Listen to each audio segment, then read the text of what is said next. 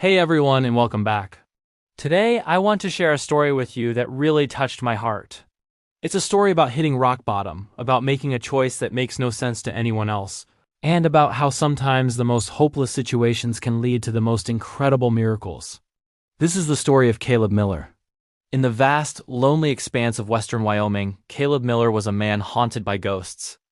It had been a year since he'd lost his wife Lila, and with her, the light had gone out of his life. His once thriving ranch, their shared dream, was now just a collection of broken fences and silent fields, 90 days from being swallowed by the bank. Everything he looked at was a reminder of what he'd lost. The quiet of the house was a deafening roar of Lila's absence. One gray Saturday morning, Caleb found himself in the dust and noise of an auction barn. It was a place of endings, a place where dreams were sold off for pennies on the dollar.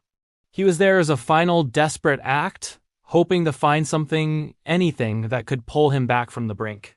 The air was thick with the smell of hay and defeat, the auctioneer's fast-talking chant a rhythm of despair. Caleb felt invisible, another failure in a crowd of them, clinging to a sliver of hope that was as thin as a worn-out rope. Then he saw her. In a far corner, away from the prime livestock, stood a mare. She was a pitiful sight, her coat a matted mess of mud and burrs, her ribs showing like washboard ripples under her skin. Her head hung low, and one of her back legs was twisted at an awkward, painful angle. She was branded with a large X in the mark of a horse destined for the slaughterhouse, deemed useless. The crowd barely gave her a second glance, but Caleb saw something else. In her eyes, he saw a flicker of the same deep despair he felt in his own soul. He saw a fighter who was just about ready to give up. The bidding for her started more as a formality than a real contest. A meat buyer offered a paltry sum, a death sentence spoken in dollars. As the auctioneer's call echoed, going once, going twice, Caleb felt a pull he couldn't explain. He looked down at his left hand, at the simple gold band on his ring finger. It was the last piece of Lila he had left. It was his anchor to a life that was gone, a sacred promise. With trembling fingers, he slipped it off. It felt heavy, a lifetime of love and memories in his palm. He held it up. The auctioneer paused, confused. "Sir, we only take cash." Caleb's voice was hoarse. "This is worth more than the bid, please." The room went silent. The auctioneer looked from the ring to Caleb's desperate face, and with a slow nod he hammered the gavel down. Sold to the man with the ring. Caleb had traded his past for a broken horse. Leading the mare, whom he named Hope, back to his desolate ranch felt like a fool's errand. His neighbor, a practical old rancher named Gus, just shook his head. "Caleb, what have you done? Traded your wedding ring for a three-legged wreck? You've lost your mind." The words stung, but Caleb ignored them.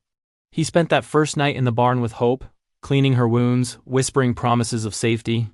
For the first time in a year, he wasn't just tending to his own pain. He was caring for another's. Slowly, day by day, a routine formed. He would gently massage her injured leg, feed her the best oats he could afford, and talk to her for hours, telling her all about Lila, about their dreams for the ranch.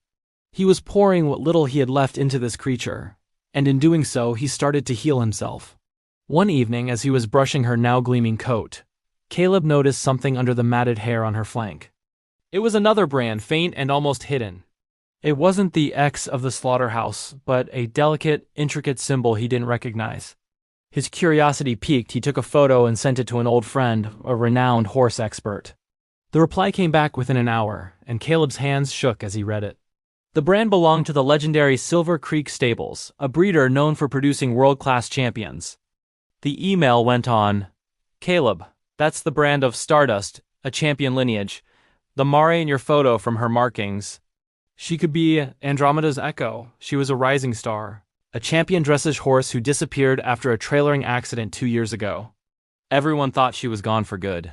Caleb stared at Hope, who was now peacefully munching on hay. A champion. Not a useless wreck, but a queen in disguise. His hopeless trade suddenly felt like divine intervention. He realized her injury wasn't a deformity, but an old, improperly healed trauma. With this new knowledge, Caleb worked with a renewed sense of purpose. He wasn't just saving a horse. He was restoring a champion. He poured everything into her rehabilitation, using techniques he learned from dressage manuals, his own rancher's instincts, and an unwavering belief, and Hope responded. Her legs strengthened, and the elegant, graceful movements of her training began to return. She wasn't just a horse, she was a dancer. Word of the miracle horse of Wyoming began to spread. Months later, at a regional dressage competition, all eyes were on Caleb and his mare. People whispered, skeptical of the story of the rancher who'd traded a ring for a broken horse. But when Hope entered the arena, a hush fell over the crowd. She moved with a power and grace that was breathtaking. Every step was a testament to her spirit and to Caleb's faith. They performed a flawless routine, a silent conversation between man and horse, a dance of redemption.